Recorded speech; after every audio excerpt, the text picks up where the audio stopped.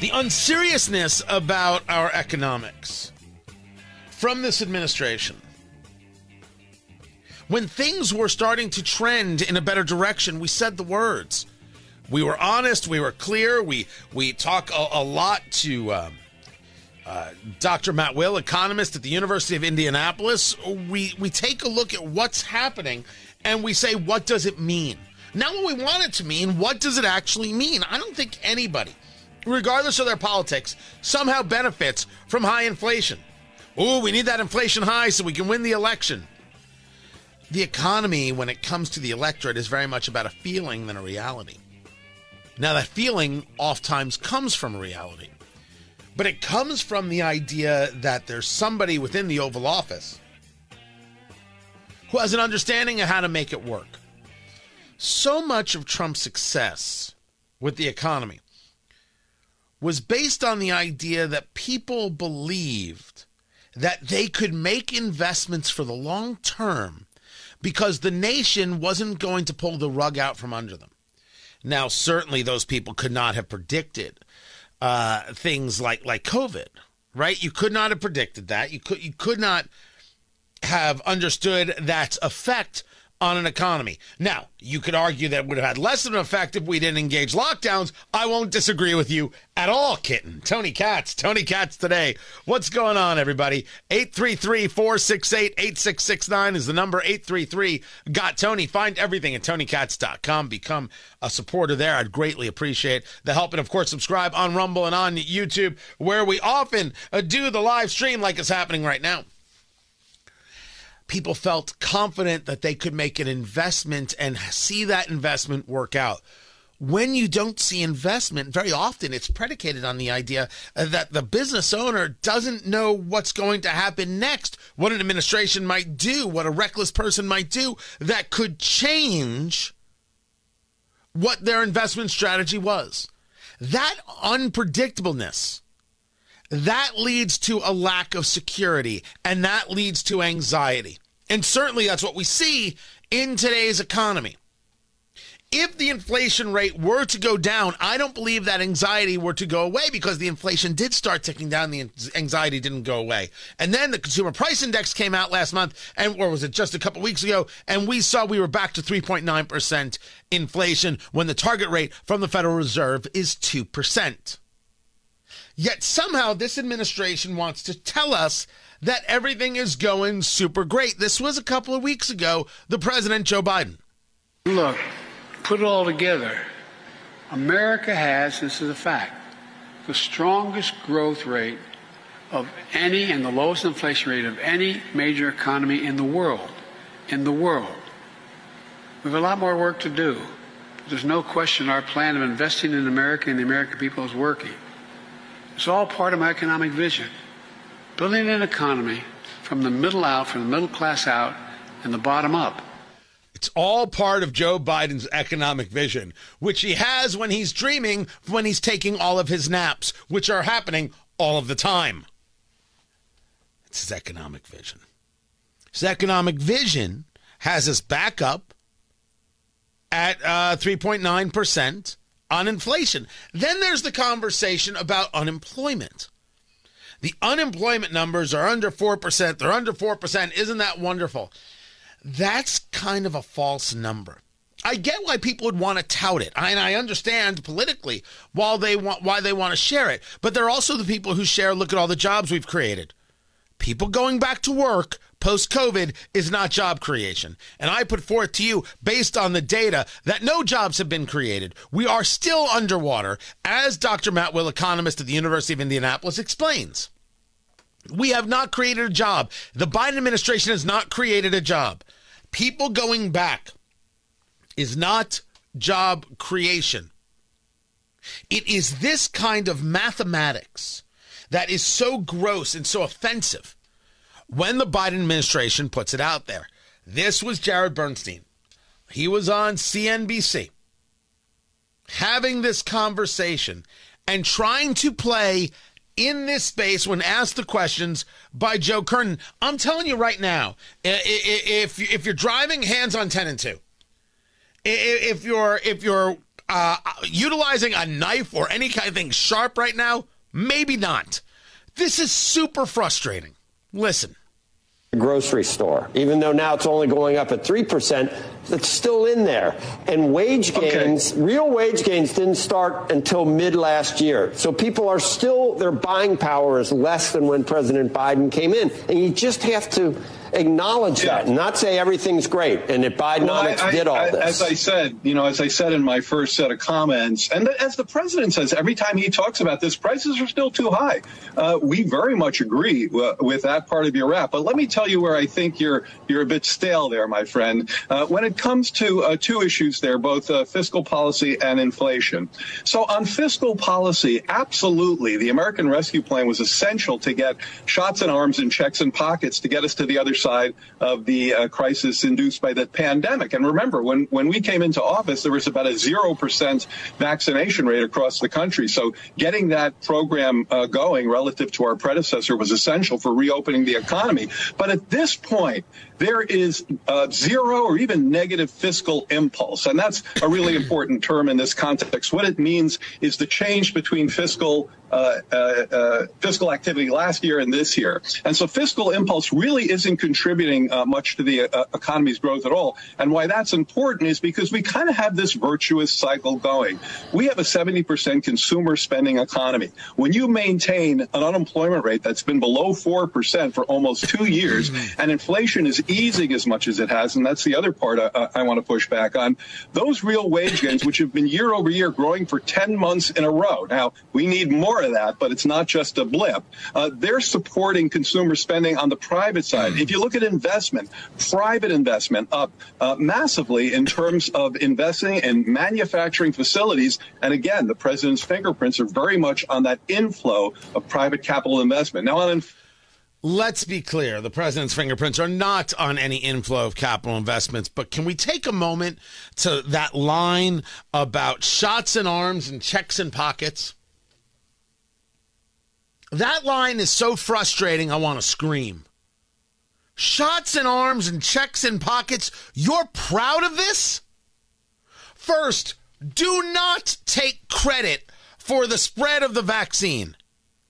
When Biden took office, the vaccine was just getting rolling. If you want to give Trump credit for the creation of the vaccine and Operation Warp Speed, you go right ahead. But there was no vaccine to get rolling. So it's not as if his predecessor didn't do a job of getting people the vaccine. There was no vaccine to get going. And yet, this is a great example of this Biden administration again and again and again trying to engage a rewriting of history to show how great they are. You haven't created a job. People got back to work. You didn't vaccinate America when your predecessor couldn't. There was nothing for the predecessor to give. The predecessor just did the job of creation. And then, of course, we know about issues with the vaccine that some people have and some people took it, and et cetera, et cetera. This is propaganda nonsense. From beginning to end, it is a gross misrepresentation of the data, of the reality. The second part goes to the idea of the unemployment rate. Unemployment's under 4%. Does unemployment actually have meaning? And that's you will find people who have different theories and different philosophies to this. The unemployment rate matters. I think the expression would be insofar as the labor participation rate shows more people working. But if people have dropped out, well, then an unemployment number could be artificially depressed. The labor force participation rate shows how many people are actually in the labor force or looking in the labor force. If people have given up getting a job, that's less people in the labor force, therefore less people looking for a job. Unemployment what? Goes down. People have retired. People have said, I'm not dealing with this anymore. People have said, forget it. I heard a statistic. I thought this was fascinating. And producer Jason, I want you to look it up. I was discussing the other day this idea of doom spending. I don't know if you've ever heard of the term. It freaked me out. I have thought about it every day since I've gone over it. I've looked at it. And one of the things that doom spending has the theory of is that you take a look at the fact that holiday spending went well. Where are these people getting the money? Where's all the money? How are the stores full? This economy is not okay. What's happening? The theory of doom spending is people are anxious, as we've discussed about, the anxiety society. And they need a way to calm themselves down. They need a way to make things better. What do? They buy a new pair of shoes. They buy a TV. They buy a this. They buy a that. They feel better. Well, what do they do about the debt side? I can't worry about that. I need to feel good. Meanwhile, third quarter credit card debt in America was $1.08 trillion. That is a foreshadowing number. We have not yet gotten the fourth quarter numbers. I'm waiting on those. We'll see where the debt structure is. The other side of doom spending is the idea that, well, it's all going to hell anyway.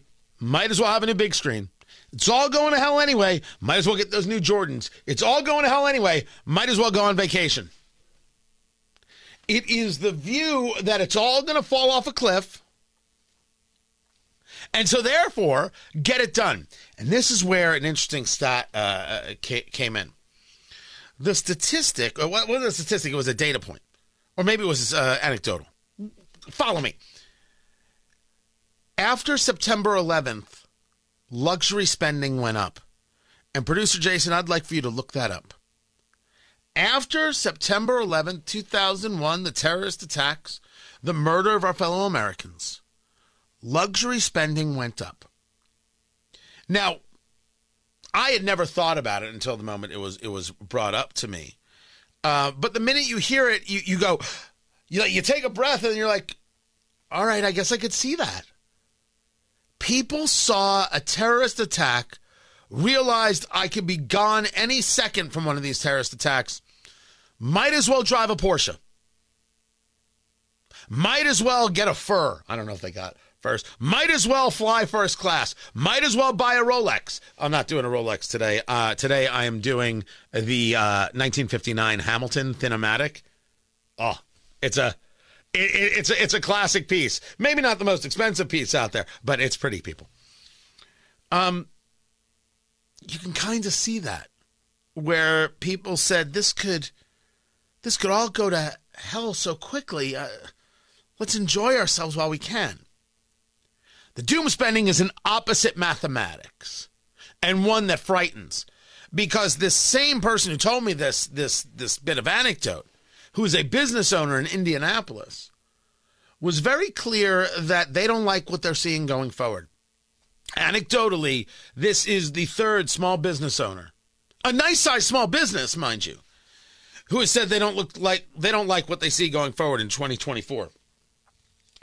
Which brings us back to Jared Bernstein from the White House economic team, who bragged about shots in arms and checks in pockets. You engage an unprecedented level of spending, and by the way, Trump engaged spending. You engage in an unprecedented level of spending, and you don't recognize how that caused the inflation?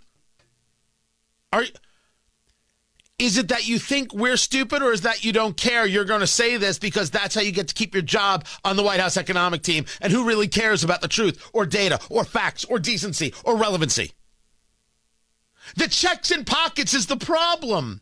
The legislation that you're cheering and that people like Karine Jean-Pierre cheer every day, that's the issue. Look what we did with the infrastructure. Look what we did with the Inflation Reduction Act. Spending on spending on spending, leading to the inflation.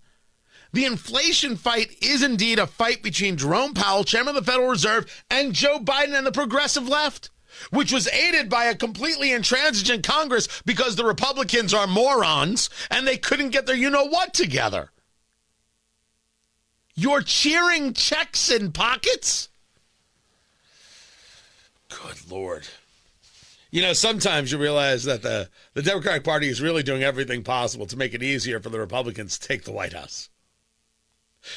It seems that way. And meanwhile, there are Democrats who are working to replace Joe Biden. Man, Congressman Dean Phillips is a story. I have that next. Keep it here. I'm Tony Katz, and this is Tony Katz Today. you have yet another hit against the Houthi rebels from the U.S. military. This being the United States and the UK. I keep making the argument that it seems to me that our problem is, in the United States, when it comes to elected officials, there is no understanding that we are indeed at war with Iran because Iran is at war with us. This strike, the U.S. and the UK, launching this strike on the Houthi rebels in Yemen, the second assault of from these countries. This is the 8th time that the group has been targeted. Major Mike Lyons joins us right now, a retired United States Army West Point guy. He is our military analyst, as you see him all over your radio and TV dials, but this is the only radio dial and video dial that matters. Sir, let's get into my basic premise here, which is these strikes on Houthi rebels only continue to prove that we're at war with Iran because Iran is at war with us. I want to get to that, but let's start with what it is these strikes have engaged. How did the first strikes or the first 7 strikes fail, and what's the purpose here? Well, Tony, first, they haven't failed. They just started this process of trying to restore some kind of deterrence. We don't have any. The Houthis, we're on 2 different wavelengths. The Houthis want war with the United States. They think of this as a way of punching up. They think this is a way of mobilizing their people. They have thousands of rockets and missiles, and all equipped by Iran. We now are telling the Houthis all we're trying to do is restore maritime shipping lanes in the Red Sea. We don't really seem to want any kind of combat with them. But then now, in the past 48 hours, we've increased the number of attacks that we've made on their facilities. Now, in order for this behavior to change here, we've got to go to a full air campaign. We have to literally go 24/7, 2,000 sorties, something where if we really want to restore the Houthis and restore the deterrence that exists there, we've got to absolutely, step up the amount of attacks that we're going to make here. But for whatever reason, because of the Iranian influence, every time we fire a rocket into Yemen, into a Houthi stronghold, there's likely Iranian soldiers getting killed. And for whatever reason, this administration wants nothing to do with escalating anything with Iran. That is certainly been the story. And this goes back to the Iranian nuclear deal, the JCPOA, the Joint Comprehensive Plan of Action under the Obama administration, the Biden administration insistence of returning to that mission, that theory that somehow Iran can be stopped from getting a nuclear weapon, which I think we could clearly argue, no, they can't. What is the rationale here for the deference when it comes to Iran? Do you see a strategic possibility from it? No, and I do think that Iran is behind every single one of these attacks. The bottom line is each of us have got our allies have existential threat, right? If Israel is our ally here, there's an existential threat between Hamas, Hezbollah, and really Iran as the proxies that they support are all against Israel. But then on the flip side here, from Iran's perspective, the Houthis, Hezbollah, Hamas, that's their allies, and they're having an existential threat. So I think that's where this proxy war is really taking place. Now, I agree with you also that the thinking is that, oh, no, the Iranians don't want this to be escalated. I just don't think that's the case. You had the naval commander down in CENTCOM, I think, come out just today and say that the Iranians' fingerprints are all over what's going on in Houthi, directing those attacks. They have to be getting the information from someplace. So as we do either an air campaign to go after that material, take away their capability to wage war, and then also some kind of interdiction on supplies coming in from the Persian Gulf. You saw sadly we lost 2 SEALs in that mission. It's but it's going to be worth the while if we can get the Houthis to stop firing. That mission, talking to Major Mike Lyons, retired United States Army, that mission was stopping ships that are taking arms from Iran and sending them to the Houthi rebels and other places. And that story of 2 Navy SEALs who, after a 10-day search mission, rescue mission, has turned into a recovery mission, got no real press coverage whatsoever, as if there is a desire to keep this story very, very quiet. But it brings us to this hard question. Is the United States at war with Iran when we're dealing with the Houthi rebels, when we're dealing with Hamas, which is funded by Iran, and there are American hostages being held by Hamas? Or maybe said differently, is Iran at war with the United States? You know, there's so many conflicts taking place right now in the Middle East. Who's shooting at whom? It's a list. I've got at least 10 conflicts that are out there. If you check on my X Twitter feed, you'll see that there as I've listed them. I think that the Iranians are continuing to try to prod and to try to, whether they're at war with the U.S., I'm not sure that's the case. The Iranian authoritative regime is trying to survive itself. Terrorism has now come home to roost there. You saw attacks in Kerman from ISIS-K. The attacks that the Iranians are making now into Pakistan, into the Balochi, into Balochistan, and this is these separatist movements that are looking to overthrow the Iranian government. The Iranians argue that when they lob missiles into Erbil, they're attacking the Kurds there, ISIS inside of Syria. So the Iranians themselves now are attacking outside in order to try to preserve what security they have in there. I guess from a perspective, they don't think that the United States will do what it does, and that is, kind of crank up the war machine and decide to go to a formal war with Iran for whatever reason. At least this administration won't.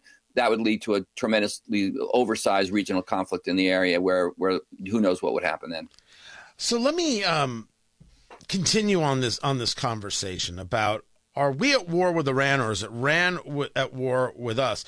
John Kirby, who does the work there with national security, was responding to a question that was asked of him on Good Morning America.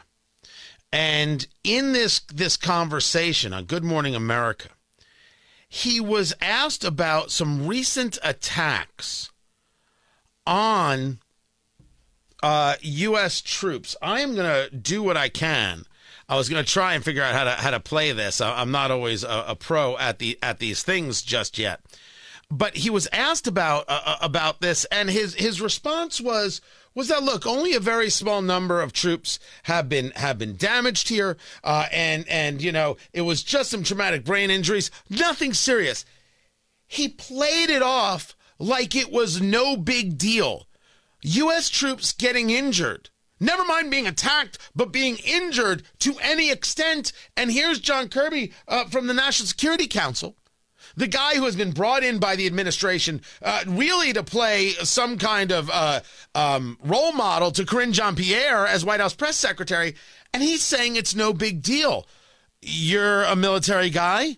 Is it a big deal? No, it sure is. Americans, fathers and mothers don't send their sons and daughters to go and have these kind of injuries there if they can be prevented. A little bit concerned about that. I think he might want to take that back. But it's just all about this administration not wanting to really draw a red line, knowing full well that the Iranians will cross it, and then with an expectation of us doing something to them. It is not going to change. I don't think that for as long as the Biden administration is in power, they're going to do whatever they can to appease this situation, which is also trying to get Israel to stop what they're doing. They still believe in the two-state solution. All of these things that are just not real when it comes to the actual situation on the ground. They live in this world of how they want the world to be. They want it to be more globalist. They want to have more involvement with these other nations. But at the end of the day, that's not the world that exists right now in the Middle East. It's one of power, and it's one of who's got the more might. Talking to Major Mike Lyons, retired United States Army West Point guy, on the X at MAJ for Major Mike Lyons, Lyons, MAJ Mike Lyons on Twitter. Sometimes I ask the question, how does this end? We've discussed this regarding Ukraine, and one of the great answers, we go back to John Kirby. He's asked the question about an end game in Ukraine. He's like, oh, well, it's what we always expected. Here, listen. After last week's meeting on Ukraine here at the White House, the Speaker of the House implied that President Biden did not articulate a clear strategy for Ukraine. So does the White House have one, and what quoting Speaker Johnson, is the end game for Ukraine? Look, I can't speak to what the speaker has heard or read or understood from the countless discussions that we've had with members of Congress about Ukraine and what we're trying to do here. It's been pretty transparent and pretty clear. We want Ukraine to win this war, as the president has said. We want a whole, prosperous, sovereign Ukraine. We want Ukraine's borders, internationally established borders, to be fully recognized by everybody, and that includes Mr. Putin. Yet, while they're saying this, we also know, Major Mike Lyons, retired United States Army, that there have been conversations, not so clandestine, about the fact that you may have to give up something because this is World War I, trench warfare. Nobody's giving an inch. Everybody's stuck in the mud. And it could be this way with you losing more and more people for the next 20 years, and simply Russia can afford to lose the people and you can't. So it leads us to what is really the end game, the desire here regarding the United States. What is it that, how this turns out, how does this end up? Well, now the same question can be asked regarding the Houthis, who are thinking that they're in control of the navigable seas, and really Iran. How does this end up, or at least what is the conventional wisdom amongst your set regarding how the Biden administration will get either one of these things to end? So the Pentagon thinks that an air campaign in Yemen would go a very long way to at least restoring those maritime passageways and stop the Houthis from firing there. And the Houthis then would risk losing the control they have of Yemen, right? Yemen is divided in the east and the west. The Sana government, they're out of power now as the classic failed third world country where a non-state actor has taken control of the country. Yemen is one of the poorest countries in the Middle East as well. There's famine. They've been killing each other there in a civil war since 2014. The Saudis tried to intervene, and that didn't work out because Yemen is on their border. But I do think that the Pentagon believes that an air campaign would destroy all their military capability, as well as then put the Houthis in risk of even controlling Yemen as it sees. But then the country still just continues to spiral deeper into depression.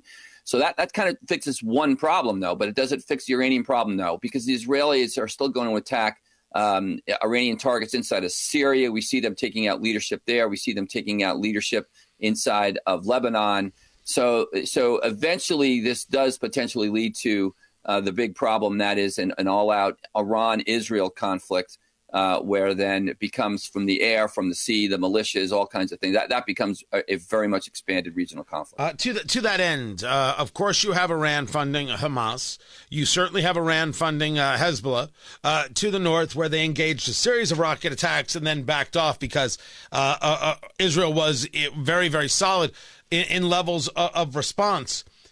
How many fronts can Israel actually fight at one time before the United States says we're involved, or, well, this is your problem? Yeah, that's a great question. I think what they'll do is watch to see how Israel is doing across those fronts, and the United States will act as a tripwire at some point if they think, it's kind of like a broken arrow scenario where if they're beginning to be overrun, the capital or so, the United States then gets involved indirectly there.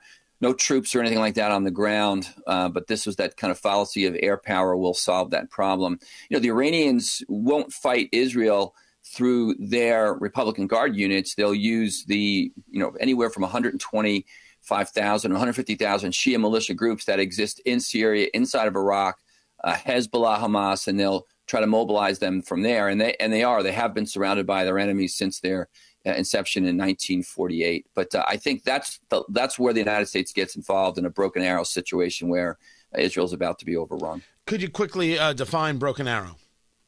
Well, that's a situation where U.S. forces, it's a kind of an old school method where if you give that command over the radio, it means every single air asset, every single asset available must respond to U.S. forces about to be overrun. You saw it took place, back in Vietnam era and the like, with regard to units that were about to be overrun. Everybody basically stops what they're doing, clears their desks, and gets what they can, gets any indirect fire to help there. So I think that's really what they're on standby for. You have a carrier group that's there, the destroyers, as well as the aircraft ready to go should that be the case. Major Mike Lyons, retired United States Army, MAJ Mike Lyons, Lyons. Major Mike Lyons on the Twitter box. I appreciate you taking the time to be with us, be a part of what we're doing. Much more to get to. I'm Tony Katz, and this is Tony Katz Today. So the Supreme Court rules with President Biden. I'm not actually surprised by this. It was a 5-4 decision. You had Chief Justice John Roberts, no surprise. Amy Coney Barrett, maybe a surprise, going with the leftist judges, the justices, saying that President Biden can tell Texas to get rid of the razor wire that they placed on the border. Governor Greg Abbott has said, we're going to keep fighting for Texas, and we're willing to have this fight, and that's all there is to it. Tony Katz Today, good to be with you. I've said it once, and I'm going to get more into it in a little bit. The president decides immigration policy. They told Trump he couldn't do this, couldn't do that, couldn't do the other. He's the president. Of course he could do these things. Of course he can. He sets immigration policy. That's the purview of the president. So I can't now say under Biden he's not doing, he's not allowed to. The problem is he's not doing his job. The problem is they do have an open, porous border. The problem is they won't admit to it. Although Biden did just say the other day that the border is not secure. Where has the Republican Party been? It should have been an immediate series of press conferences dominating cable news. They should have forced their way on and said, here is the package that we're sending. Chuck Schumer has to pass this. And when Chuck Schumer balks on it, why aren't you with the leader of your party who says the border is not secure? This should have been constant. I mean, it's not too late. Constant, non-stop. The border's not secure. And Governor Greg Abbott of Texas damn well knows it. He knows it. And that's why he's engaging. And that's why he put up the razor wire. The Supreme Court says, hey, you don't get to decide that. The president does. And if the president wants to take it down, he can. I kind of expected that response and that answer. And then I expect Governor Abbott to say, okay, we're going to do something else. And never stop. And never, ever stop fighting until we get ourselves a secure border. This is Tony Katz Today.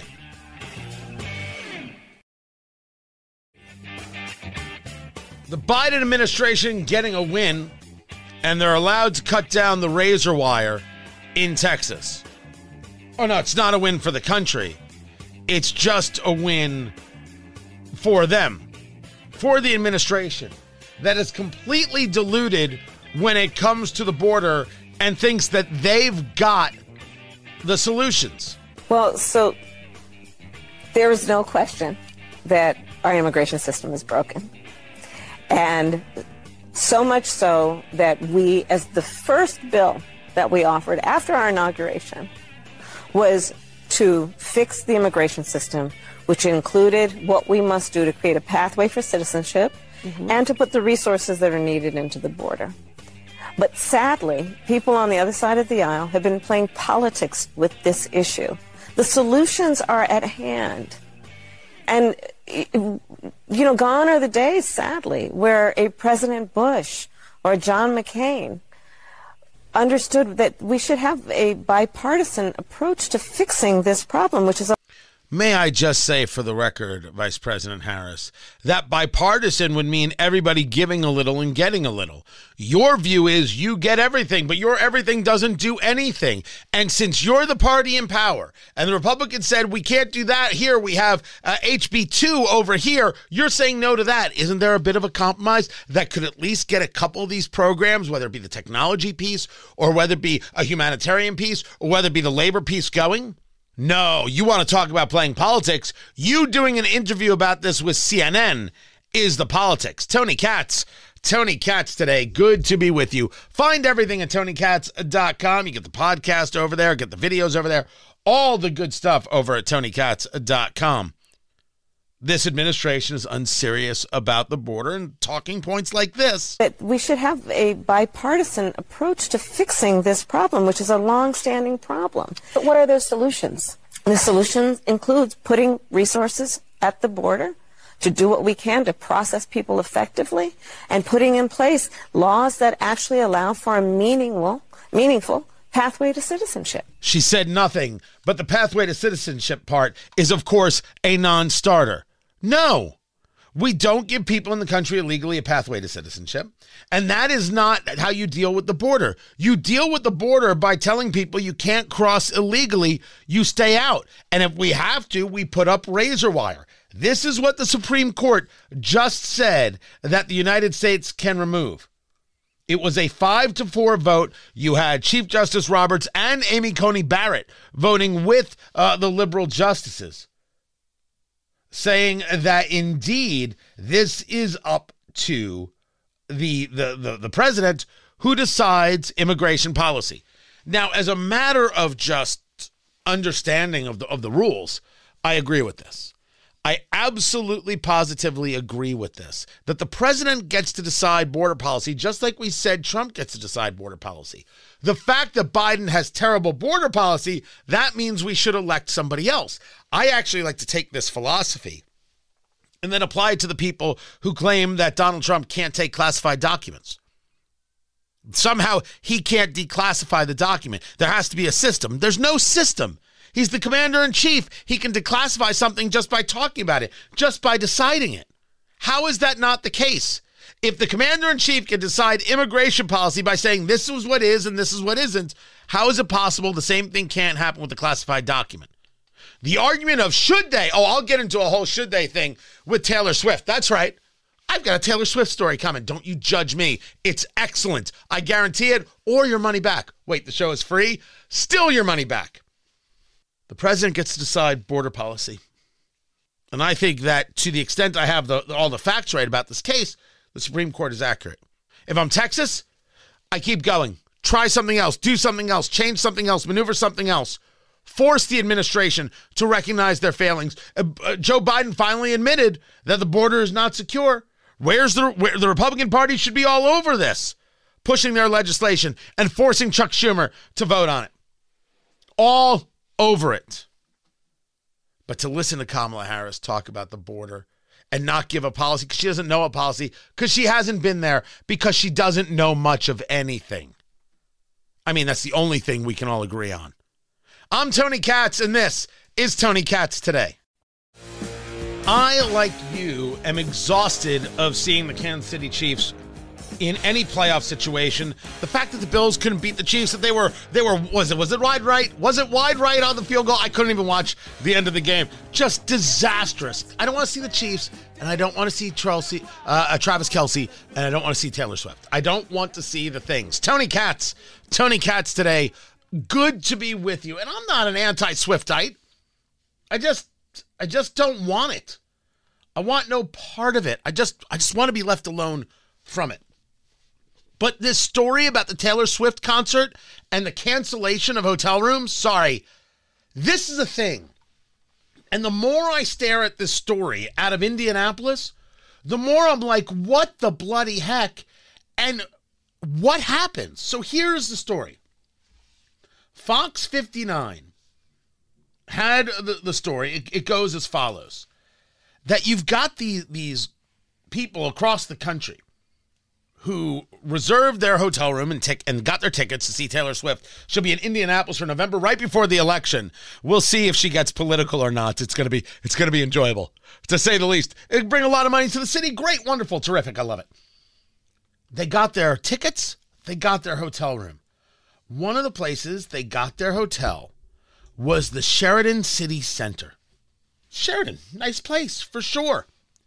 Next thing you know, these fans start getting notices that their reservation was canceled. The hotel, through the reporting, is claiming that we tried to run the card said insufficient funds, and so we canceled the reservation. The hotel never reached out, and according to these people, there was never anything that showed an attempted charge. They had money in their bank account, and when it was a true credit card, they had a limit that could handle the hotel room. Only one person from the reporting, because all of them started talking in these Taylor Swift chat rooms that exist on Facebook and other places. I don't know. I guess that's the way it is. And they're like, this is happening. One person showed screenshots of a text message where they were told that their reservation had been canceled. That's how they found out. They got a text message like, what is this? And they go and they call the hotel, and it's like, sorry, it got canceled. Turns out you canceled the reservation yourself. So in some cases, the hotel is saying it was insufficient funds. In some cases, they're saying that the fan who booked the hotel canceled the hotel reservation themselves. Now, here's where it, of course, gets into the oh, no way. And this is where it looks bad for the Sheraton. I want to be clear because I'm not interested in being sued. I am making no accusation. I am sharing the reporting.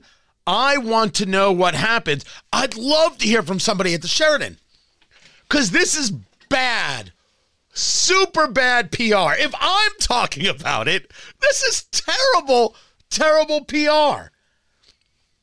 The people who had their reservation canceled, then were scrambling. You know, they called the hotel. Sorry, nothing we can do for you. And we're booked up here. There's a hotel here, a hotel there.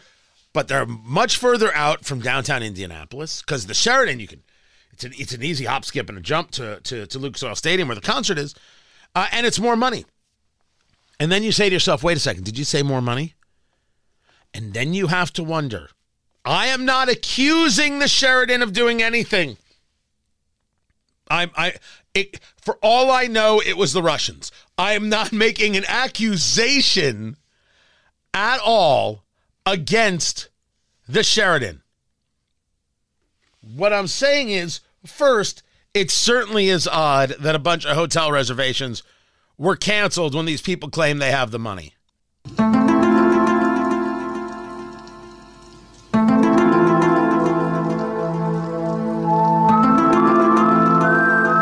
I think we can all agree with that. It's a little strange, a little odd. But was there cancellation so it could be rebooked at a higher price? How many of these things occurred? Just these 4 or 5? Or 40 or 45? Realizing how much higher you could go with the price and getting some more dollars. Look, I'm not the first person who has said it. I am not accusing the Sheraton of it. But it's where the mind goes, and they now have to answer the question because, vengeance have no fury like a Swiftie scorned. I don't know. Is that the expression? I'm not very good at my cliches, but they're angry. Taylor's going to write a song about you, Sheraton. The last thing you want is Taylor writing a song about you. Don't get me wrong. It's not going to be a good song, but it's still going to be a song. They got to answer the question. It is super... the whole thing is super weird. It is super ugly. Now you're going to have people checking the reservations. Again, as I said, I wonder how many had happened. There comes a moment where one has to recognize that maybe, all right, this is what we got. Next time we'll do it better. And so I'm not making an accusation. I don't know how many times I could say that. But sometimes people are... trying to make up for a bad mistake. This gets people into the concept of price gouging. And allow me to be clear, there is absolutely no such thing as price gouging. It doesn't exist. It's not real. People like to argue this one with me all the time. They're more than welcome to. I stand committed to the concept. This is different than what it is possibly that happened here. I'm not accusing the Sheraton of anything. But let's take it to a no-name approach. If there is some kind of disaster, some kind of catastrophe, or some kind of event, and bottles of water are needed, and I sell the bottles of water, and normally a bottle of water sells for $1, and I decide to sell it for $2, that is not price gouging. That is supply and demand. There will be more demand for the thing. I have a supply. It becomes more valuable. I charge more for it. Now, one can argue that doing so is immoral. That's absolutely acceptable to argue that it is immoral. That is different than saying it is somehow illegal or you're not allowed to do it. it could be prevented. No, it can't. You have the thing. Somebody else wants the thing. There is now a rush on the thing, so multiple people want the things. Your thing becomes more valuable. Why is it that somehow these rules don't apply because somebody else puts their morality to it and says, how dare you? They can say that, and they could be right, but it shouldn't stop you from being able to do it. The only thing that could stop you from doing it is you. Is you.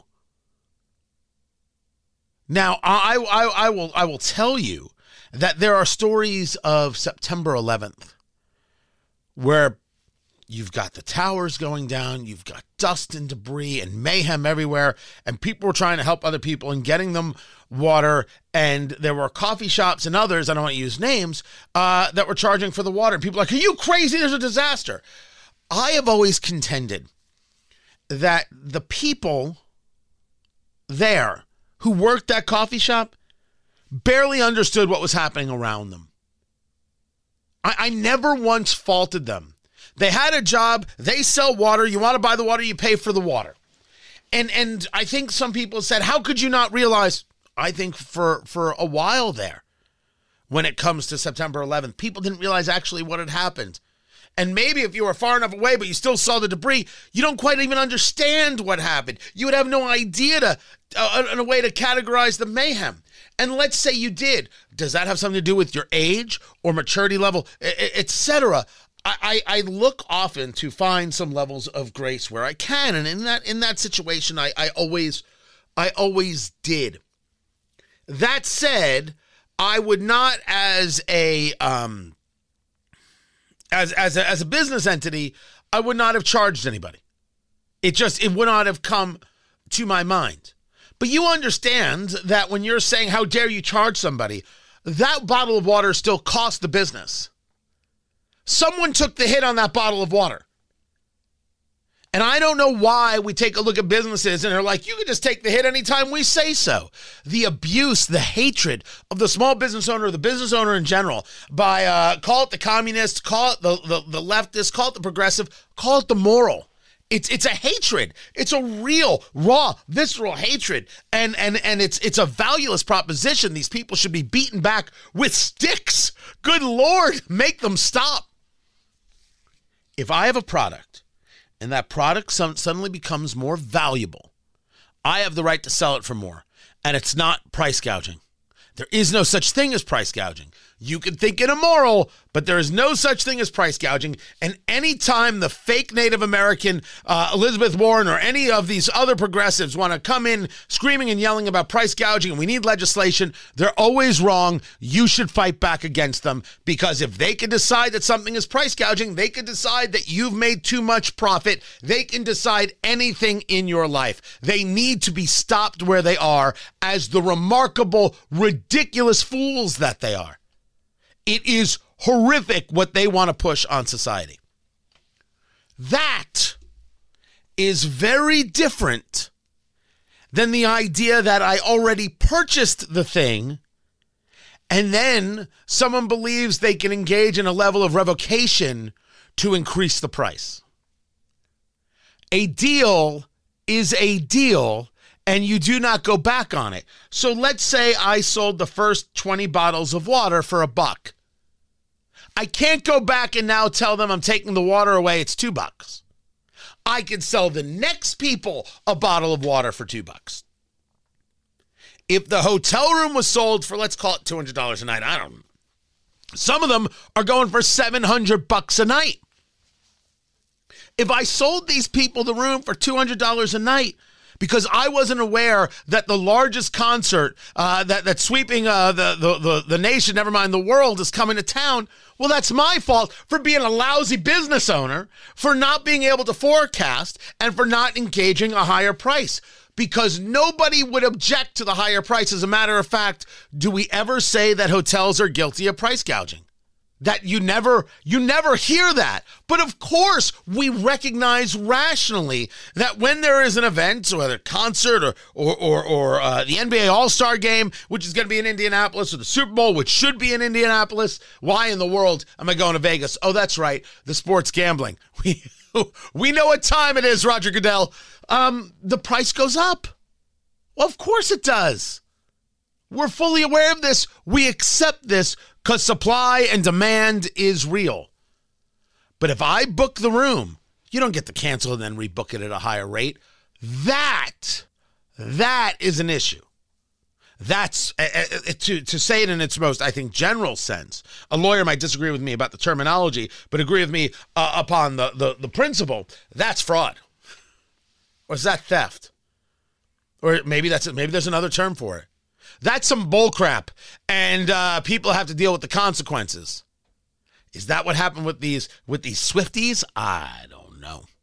And I am not making that accusation, Sheridan. I don't know. Can I get a check from the lawyers? Have I said that enough? Have I been clear? I'm not making any accusation whatsoever. I'm discussing something in the pretend, something in the ether. This is a thing. And I think it's going to get looked at. And you know the guy who should look at it? And I don't even think he would believe he should look at it, except I believe he absolutely should look at it. In Indiana, the Attorney General, Todd Rokita. I think you should look at it. It's a thing. It's weird, right? It's weird. And maybe it's nothing more than a couple of phone calls and getting an understanding of what's going on. I don't know if it's necessarily a full-on investigation, but it should get looked at because it's odd. And I would like to know, was it just this handful of reservations, or are we going to find out that it's more? I want to know so bad. Again, I'm not accusing anybody of anything. All right, I think I should stop talking about this now before it's too late. Well, you don't want the hotel people coming after you. Bad news, man. Bad news. This is Tony Katz Today.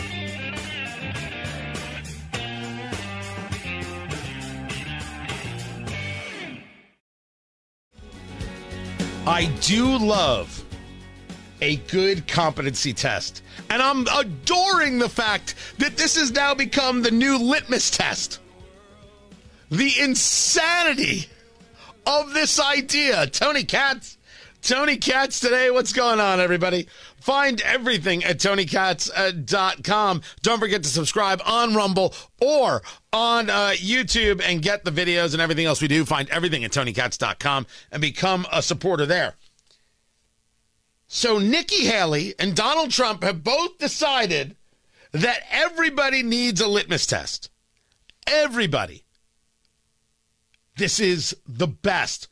But I mean, this occurs in different ways. It starts with Jim Clyburn, the congressman from South Carolina, who has decided that Nikki Haley is a racist for saying that a President Kamala Harris would be scary. When you listen to Nikki Haley, she says that it's not just about Biden, but about the vice president, that everyone should fear a President Kamala Harris. How should the Biden campaign be thinking about utilizing her, be thinking about pitching her as vice president just as much as him for president? You know, when I saw that come from Nikki Haley, I was very, very disappointed because that's, to me, is a dog whistle. This is all about someone trying to instill fear in people. You don't get to talk about putting fear in people when every 4 seconds your party is screaming that my existence is a threat to democracy. You don't get to talk about putting fear in people, Representative Clyburn. And you don't get to say that Nikki Haley is issuing some kind of dog whistle because she thinks Kamala Harris would be scary as president of the United States. She'd be frightening as all hell. See, it's it's only funny now to think about. When she's the president, that's just going to be awful. So there's this idea that everybody, they're engaged in racism. Oh, they're engaged in bigotry. Oh, they're a threat to democracy, right? All these bits of madness. The latest one from the Republicans is everybody needs a test. You need a test in order to be president, and you're gonna have to take this new litmus test, an aptitude test. You're gonna have to prove your mental acuity, and they're both saying it. Haley is saying it. President Trump, you say you're showing a message of unity. How do you? They haven't even voted here yet. They haven't even voted here. No, but I think it's not the party uniting around President Trump. It's the political elite that are uniting around President Trump. And the political elite have never been with me my entire career because I've always fought the political elite. It's why I want them to have term limits. It's why I want them to have mental competency tests. It's why I think that I call them out on wasteful spending, whether they're a Republican or Democrat. It's why I've said if you can't give Americans a budget on time, you shouldn't get paid. I fight the political class. Donald Trump has the political class surrounding him. That's not what Americans want. The political class has gotten us into this mess. We need a normal, real person to get us out of this mess. I am here to tell you that I would give anything to see an aptitude test take place. I would give anything to see Trump and Nikki Haley and Joe Biden all take an aptitude test. I would adore it. And Trump, he's down. Well, I think I'm a lot sharper than her. I would do this. I would sit down right now and take an aptitude test, and it would be my result against her result, and she's not going to win. She's not going to even come close to winning.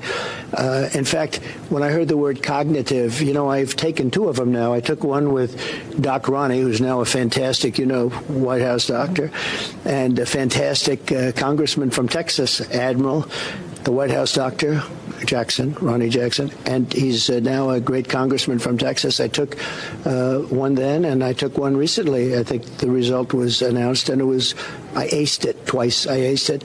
But I would say that, I've actually called for a cognitive test for anybody running for president, because I actually think that's a good idea. It would be nice to have an intelligent person be president. I'd give anything to make this happen. I would give anything to make this happen. What do I have to do? What fund must I contribute to in order to see the cognitive face-off between Trump and Nikki Haley? Oh, and Joe Biden. Anything to see it happen. Now, of course, you can't do any of this. I don't even believe you can give a cognitive test. There is no requirement under the Constitution of the United States other than born in the U.S. and be the age 35 that you have to fulfill. One does not have to take a cognitive test. And remember, these things matter. But isn't that saying something weird about us, that this is kind of where we're at? That if you were really to poll America, like really take a look, there's a great majority of people be like, hell yeah, give them a cognitive test. What are you, nuts? These people, absolutely. But then most people think you have to be crazy to run for president anyway. They would love to see it. As much as I want to cheer it on, all right, and think that it's adorable, it's something quite incredible and problematic to the nation when you go down this road. What is it that we're actually saying? Is there any doubt that we take a look at this? We take a look at Joe Biden and say that guy is not all right, because that guy is not all right. He is not mentally fit to do the job.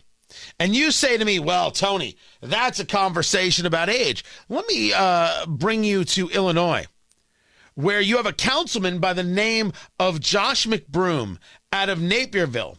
And he's got an answer to the illegal immigration issue. And the answer is a sign-up sheet so you can house them.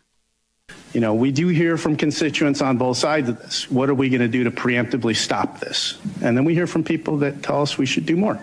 So we do have a very affluent community, a lot of big homes, and what I'd like to do is direct staff to create a sign-up sheet. So, for individuals that would be willing to house migrant families. And if there's people that would do that, God bless them. So if we could raise awareness in that way, I think we need to find out. I think we need to find out who would be willing to house migrant families. And so that would be my new business. I'd be looking for, support from the dais. Any questions, discussion, happy to have that. Does anybody think that guy passes a competency test? Take illegal immigrants who you know nothing about and put them in your home with your young children.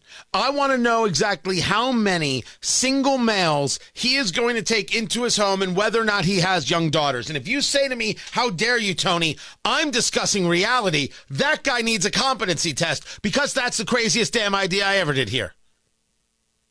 Why in the world should we turn people around, send people back, have rules and regulations at the border? The answer is open up your homes.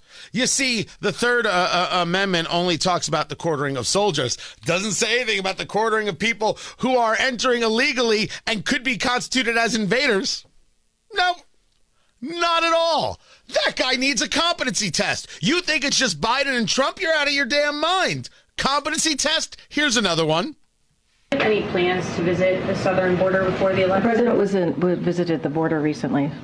In January. Well, yeah, that was a year ago. He's been there. In December 2023, there were 300,000 migrant encounters, which is the highest month ever on record. Can we just stop? He visited the border a year ago?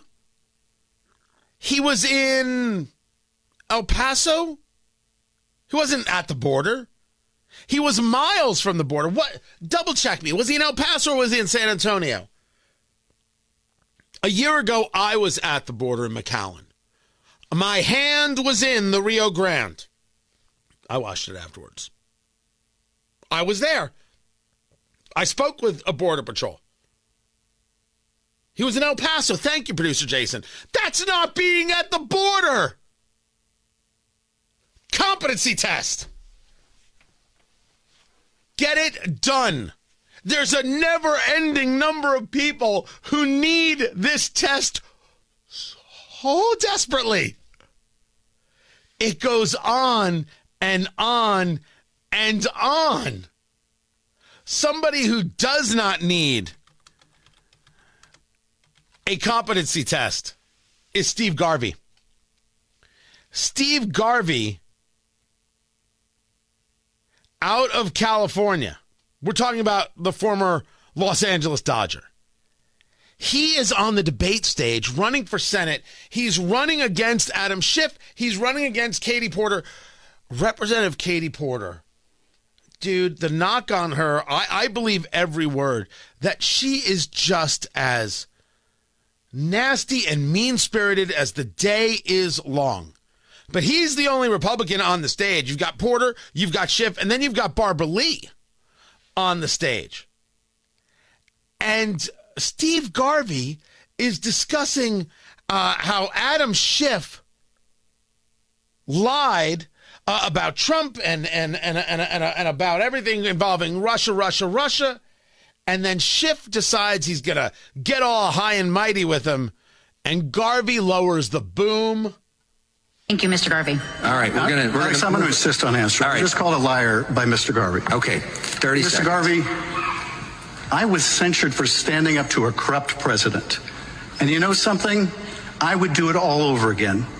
Because that corrupt president, that president who's been indicted with 91 felony counts, that president that you won't refuse to support, yeah, he's a danger, and I will stand up to him and Kevin McCarthy and Jim Jordan and any of those MAGA enablers of his in the Congress. The reason why our democracy is in trouble is because folks don't have the courage to stand up when they need to. Okay, thank you very much. Sir, we're going to keep moving. Let me just vote my name. All right, real quick, sir. You lied to 300 million people. You can't take that back. Okay, we're going to keep moving. This is the. Schiff, competency test. Steve Garvey, where do I donate? Holy crap. Oh, so good. So good. And of course he did. Of course he lied. Of course he lied. I've got the proof. I can't share with you all the data, Chuck Todd, but I know that we've got more information regarding Trump and what he did. You had nothing. You lied. You lied during the daytime. You lied during the nighttime. You lied over the weekends. You lied about everything. Competency test for Adam Schiff. For Steve Garvey. Honestly, where do I donate? Where do I give that dollar? There sadly won't be competency tests, but maybe I'm saying it wrong. If we need competency tests for political candidates outside our own vote, we're the ones who need the competency test. I'm Tony Katz. This is Tony Katz Today. So there is a Russian tennis player named Mira Andreeva. I mean, referred to in the article as a prodigy. And I'm like, oh, okay, she's a prodigy. She's really good at tennis. That's why people are paying attention to her, not why they are paying attention to her. Tony Katz Today, good to be with you. They're paying attention to her at the Australian Open because she has bite marks on her arm. She was seen with a bite mark on her arm. Did she bite herself? Did somebody else bite her? Is this a way she kind of psychs herself up? I don't have any answer to that. All I know is, well, that's a thing. And one of those moments where I think people are absolutely right to say, hey, what's going on right here? Of course, the primary is taking place. All eyes on New Hampshire. But right now, there's nothing that signals to me that anything is going to be any different than was already assumed. I keep stating that the question is going to be, by how much? If we are arguing what is exceeding expectations, because all politics are an expectations game. Always has been, always will be. Always expectations. So if Trump's ahead by this 17-19, yes, the latest Real Clear Politics says 19, but that new poll came out. So I'm saying 17-19, we're fine. Remember, Trump was ahead, we were told, has 52.5% in the polling, and he won, and he got 51% of the vote. I still consider that accurate polling. I would consider that accurate. So let's just call it 17, just for the sake of the conversation. If Trump wins by 15, that's fine. If Trump wins by 5, that's an opportunity for Nikki Haley. Find everything at TonyKatz.com, TonyKatz, TonyKatz.com, and find, I said that. Find everything at TonyKatz.com. I got it right. I'll catch you tomorrow, everyone. Take care.